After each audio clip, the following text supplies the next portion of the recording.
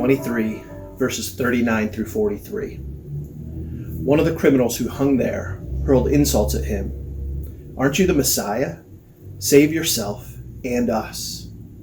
But the other criminal rebuked him. "Don't you fear God?" he said. "Since you are under the same sentence, we are punished justly, for we are getting what our deeds deserve. But this man has done nothing wrong." Then he said, "Jesus, remember me when you come into your kingdom." Jesus answered him, "Truly I tell you, today you will be with me in paradise." May the words of my mouth and the meditations of my heart be acceptable in thy sight, O Lord, my strength and my Redeemer. In this second word from the cross, the scene is one of three men condemned to die, a painful and publicly shameful and humiliating death. Two of the men rightfully deserving their fate, and one totally innocent of any evil. The first malefactor cries out in desperation to Jesus, trying to con even this holy man, taking one last roll of the dice, hoping he may somehow be scooped up in some way to be able by this magic worker to avoid his fate and get out of this jam. The other criminal was like most of us sitting here today, no less guilty than the first thief, knowing our sins should damn us to destruction. It's what we deserve, and we know it in our hearts if we are honest with ourselves. The two thieves on either side of Jesus, to me, represent a clear division of humanity. All of us rightly deserve destruction, as did both of the two condemned thieves. But some people are trying one last con, not really believing in Jesus or not sure about organized religion, thinking that somehow has to do with the person of Christ. Or just pretending to believe in Jesus, like some people have a rabbit's foot, thinking it'll get them some brownie points if there is such a thing as a judgment day. By the way, the foot didn't do the rabbit very much good, did it?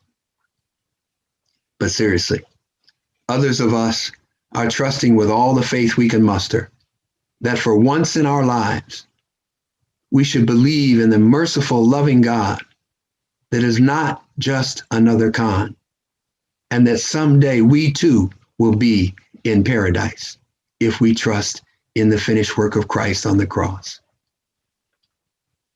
It reminds me a bit of Søren Kierkegaard's comment that's often quoted. The Bible is very easy to understand, but we Christians are all a bunch of scheming swindlers. We pretend to be unable to understand it because we know very well the minute we do, we are obliged to act accordingly. The word translated paradise in our text comes from the Persian language and describes a pleasure ground or a king's garden, and it finds its way into the Greek Septuagint, the Greek language translation of the Hebrew Bible. From there, it finds its way into our New Testament text, and it has come over time to mean the world of happiness and rest hereafter, what many people today believe in and call heaven. In John Burke's book, Imagine Heaven, where this engineer turned pastor does a very scrupulous investigation and research into near-death experiences, he reveals that there are over 13 million people in America who have had near-death experiences. And many of the investigations done on these persons' experiences are totally without any potential to be misrepresentations. They are honest and factual representations of people who have truly believed and have visited the world beyond.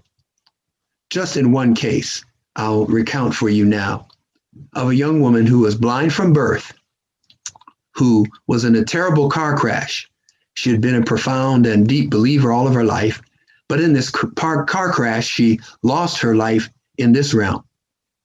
And when she realized she was floating above the crash site for the first time in her life, could see her body and all of the elements of the crash, the cars below, and those who were riding with her. First, she was afraid because she didn't know really what sight was. Then she was translated to a place where a glowing, beautiful light, actually a being, greeted her and communicated to her without speaking, but through her mind and her heart, she understood that she had to return to earth and that she would see this place and him again. This young lady, when she returned to her body, was sure beyond a shadow of a doubt that she had seen for the first time with her eyes and that she had seen heaven. She returned blind and in terrible pain, but she was absolutely certain of her experience. Each of us will have an experience like that one day. We may not come and go back, but all of us will go to a place after this life. The Bible clearly says so. I'm reminded of the story of Dives, the rich man who died, and the Lazarus, the poor man who begged at his gate.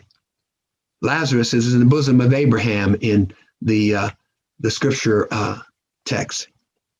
And Dives begs for him to be able to go and warn his brothers of the terrible place that he is in, as opposed to the wonderful place that Lazarus and Abraham abide in. But Abraham tells him clearly, even if one comes back from the dead, they will not believe.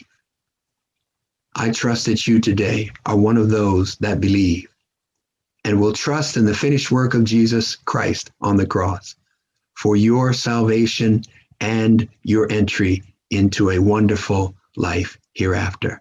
That's why he came, to pay the price for our sins, that we might have a right to life and eternal blessing. Thank you, and God bless you.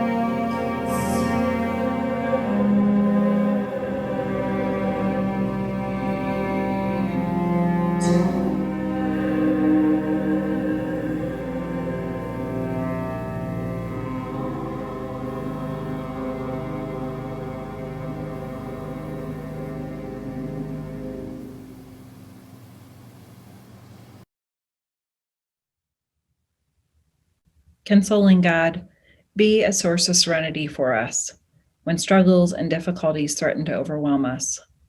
God of hope, assure us of your unconditional love when we doubt ourselves or question the worth of our lives. Truth-bringing God, encourage us to embrace you during those times when we get lost in the lies of our weakness. Compassionate God, hold us to your heart when we feel helpless in the face of the world's pain. Light-filled God, keep us ever close to you during those moments when bleakness surrounds our lives. Comforting God, shelter us under your wings when we are engulfed in sadness and overcome with distress. God of peace, you are the center of our life, a strong refuge of peace in the whirlwind of our pain. We look to you for strength and a constant assurance of hope.